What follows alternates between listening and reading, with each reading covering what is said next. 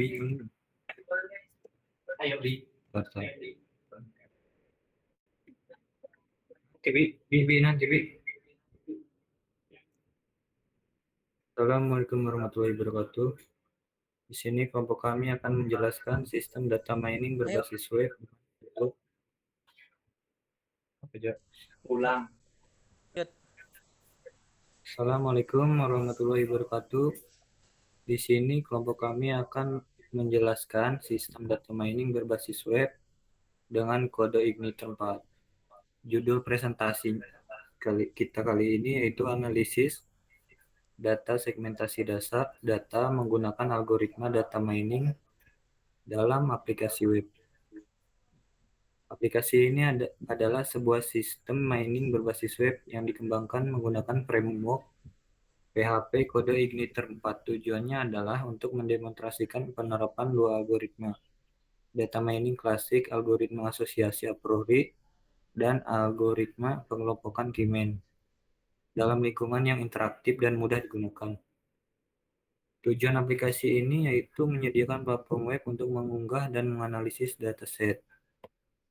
Teknologi yang digunakan di sisi backend menggunakan PHP 8.4 dan kode Igniter 4.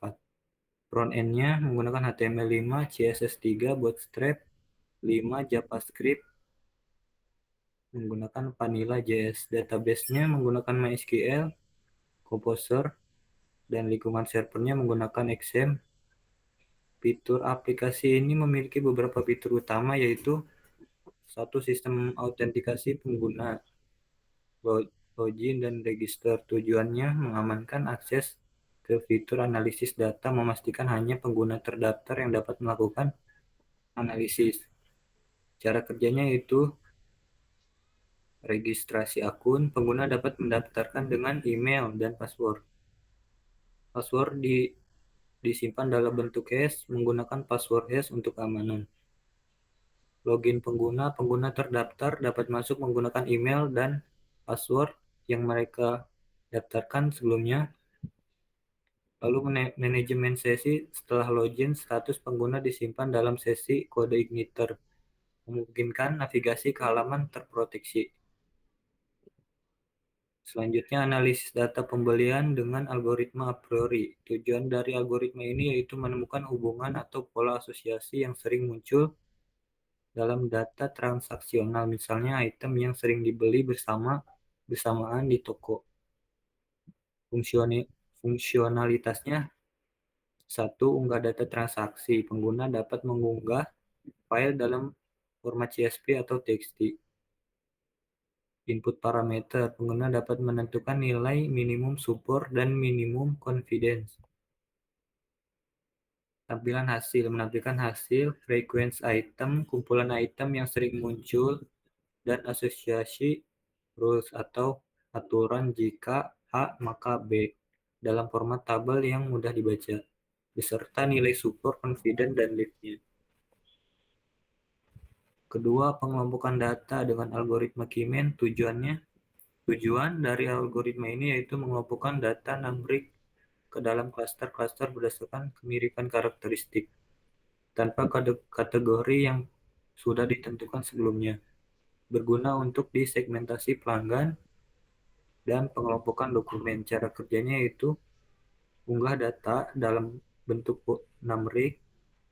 Pengguna mengunggah file data dalam format CSV atau TXT. Setiap baris adalah satu objek dan setiap kolom adalah fitur numbrik. Kemudian input parameter dan menampilkan hasil. Centroid akhir, koordinat pusat setiap klaster, rata-rata fitur klaster, detail per klaster, dan penugasan klaster. Kemudian selanjutnya akan dijelaskan oleh Yustrit. Baik, terima kasih. Saya akan melanjutkan. Untuk struktur proyek, aplikasi ini mengikuti arsitektur model view controller atau MIPIC. Untuk app controllers berisi logika penanganan permintaan web. Untuk app models berisi model untuk berinteraksi dengan database. App libraries berisi class implementasi algoritma data mining. App config berisi konfigurasi aplikasi. App views berisi semua file tampilan. Public director root web aplikasi. Readable berisi folder. 4. Untuk panduan penggunaan aplikasi. Persiapan awal, pastikan lingkungan siap. 2. Cloning, pindahkan proyek dan konfigurasikan database. Buka file, baru sesuaikan kredensial database. Buka plain MySQL, baru jalankan query SQL. 4. Install dependensi. Buka terminal di root folder proyek. Bersihkan cache, mulai server. Menggunakan aplikasinya. 1. Untuk akses aplikasinya, buka browser. Dan 2. Halaman beranda. 3. Login atau registrasi. 4. Menggunakan analisis a priori. 5. Menggunakan k-means clustering. Implementasi keputusan desain. Arsitektur koordinator 4. Misalkan logika, tampilan, dan model data untuk modularitas dan pemeliharaan. Autentikasi manual atau hash password digunakan untuk manajemen penggunaan sisi server yang aman. Sistem filter coordinator digunakan untuk melindungi rute aplikasi. Pengiriman data AJAX atau fetch API, proses login dan registrasi menggunakan API JavaScript untuk mengirimkan data secara asinkron dalam format from data ke server, yang kemudian diolah oleh coordinator. Proses data atau a priori, logika normalisasi item atau trim, lowercase, dan filtering baris kosong diterapkan di controller untuk meningkatkan kualitas data input. Bypass object upload file atau k-means untuk mengatasi masalah kompatibilitas yang gigi di lingkungan spesifik. Visual k-means fitur visualize.js awalnya diimplementasikan, namun dinonaktifkan karena masalah teknis yang persisten terkait escaping karakter. UI UX modern dengan Bootstrap. Seluruh tampilan aplikasi dirancang menggunakan Bootstrap untuk responsivitas, konsistensi, dan estetika modern. Untuk kesimpulannya, aplikasi sistem data mining berbasis web ini berhasil mengimplementasikan dua algoritma data mining utama dalam sebuah platform yang ramah pengguna dengan fitur autentikasi, praprosession data yang kuat, dan tampilan hasil yang informatif.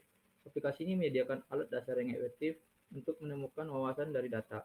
Proyek ini juga menunjukkan pemahaman yang mendalam tentang pengembangan aplikasi web modern menggunakan coordinator dan penanganan teknis yang muncul. Untuk aplikasinya nanti dilanjutkan teman saya Abinanda. Terima kasih. Oke, terima kasih untuk teman-teman saya yang sudah menjelaskan sebuah teknisi atau prosedur aplikasi tersebut. Lalu di sini saya akan menjelaskan secara teknis dalam menjalankan sebuah aplikasi. Yang pertama, kita masuk ke SAMPP dulu. Nah, di sini SAMPP itu kita aktifkan terlebih dahulu ya guys. Di start dulu, kemudian kita masuk ke VS Code.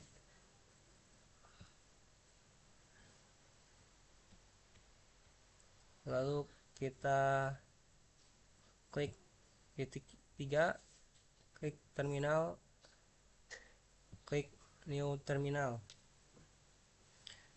Dalam teknis ini, jika akan ingin mendapatkan sebuah alamat webnya, kita ketik saja php spark spasi serve, lalu enter.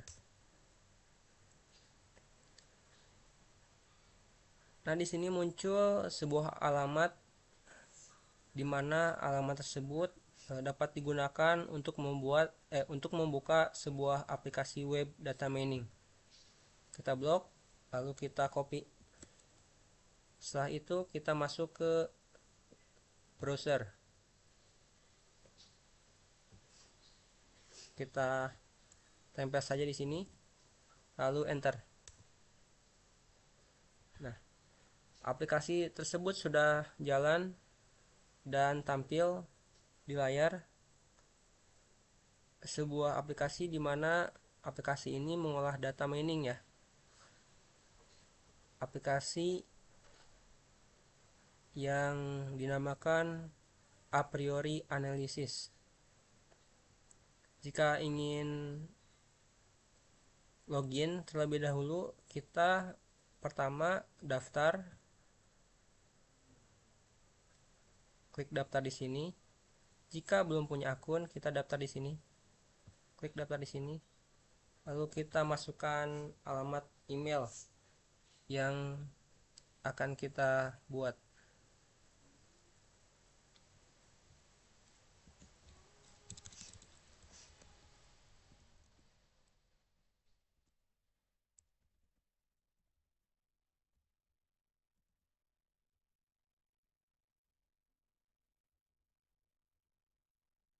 Lalu setelah itu kita masukkan password.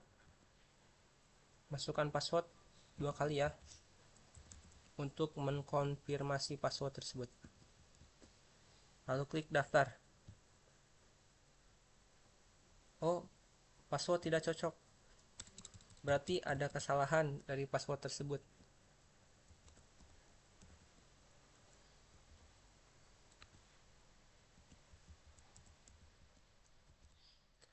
Jika password tidak cocok, maka ada tampil ini ya, tulisan di bawah kanan pojok. Lalu kita klik daftar. Ada tulisan di sini login, registrasi berhasil, silahkan login. Nah, jika ada tulisan seperti ini, berarti kita sudah berhasil membuat alamat email sendiri di aplikasi ini. Kita save saja di sini agar tidak daftar lagi. Save, lalu login.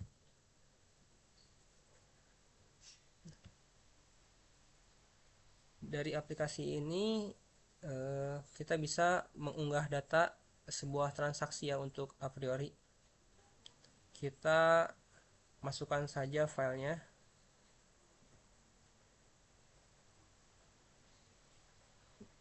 Masukkan file transaksi. Nah, data transaksi ini kita ambil dari dataset Kaggle. Kita open.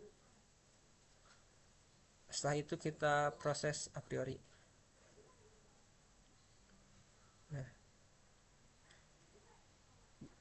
dapat kita jelaskan bahwa hasil analisis a priori ini terdiri dari total transaksinya 5, minimum supportnya 20%, minimum confidence-nya 50%. Frekuensi itemnya ukuran 1 ya. Bisa dilihat item setnya terdiri dari kopi 60%, roti 60%, susu 80%, telur 40%. Nah, data ini termasuk support dari item set. Nah, jika item set berukuran 2 L2 seperti di bawah, yaitu kopi, roti ya. Jadi 20%.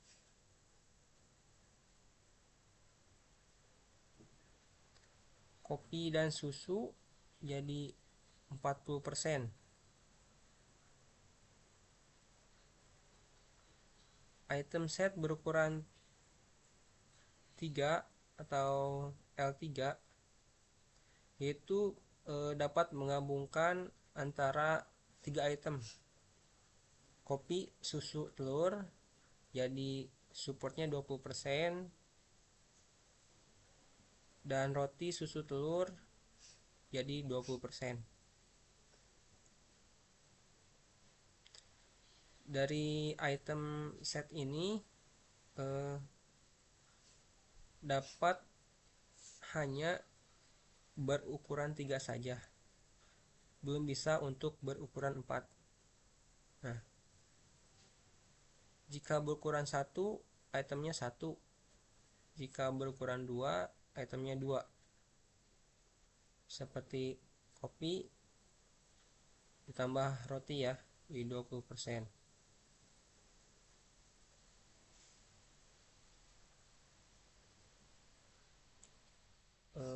Dapat dikategorikan sih, jika kopi dan roti itu kan ditambah jadi 120%. Nah, 120% ini tuh dibagi 2 ya. Dibagi 6%. Jadi hasilnya 20%. Kita klik. Nah, data yang tadi itu termasuk sebuah aplikasi a priori analisis. Nah, kita lanjut lagi ke K-means clustering. Kita klik saja di sini. Kita langsung saja masukkan file, masukkan customer segmentation data, lalu open. Jumlah cluster bisa kita ubah sesuai dengan apa yang dibutuhkan ya. Bisa 2, 3, 4, 5, bebas ya. Kita proses datanya, klik.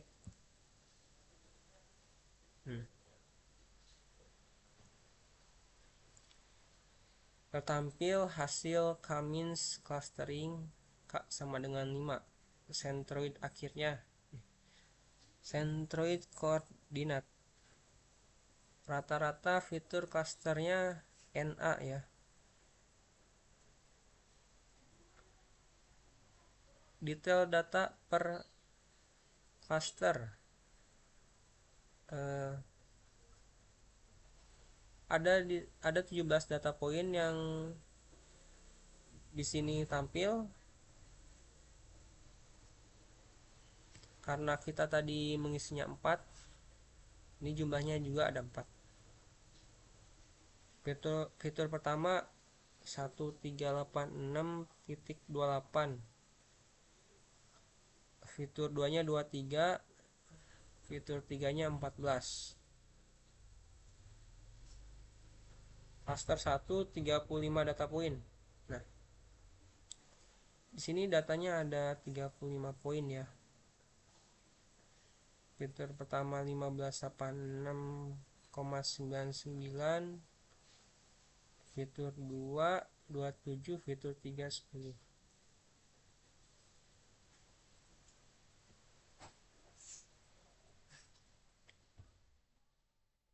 Penugasan cluster untuk setiap data asli atau indeks ke cluster ID.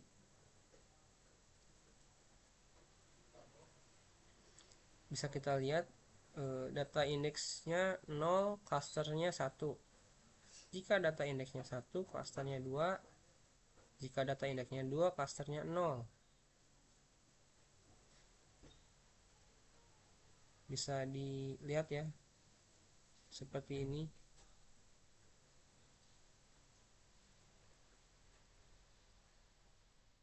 Jika ingin kembali ke unggah data, kita bisa klik ini. Nah, kita kembali ke awal.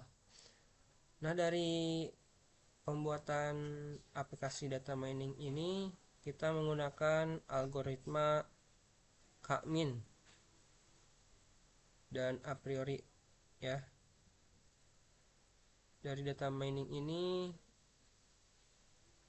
front end-nya dibuat oleh Lucid Marbun, back end-nya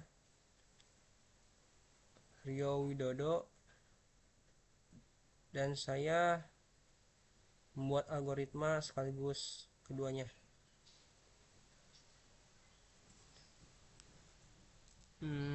Baik, itu saja. Jadi kita bertiga membuat data ini bersama.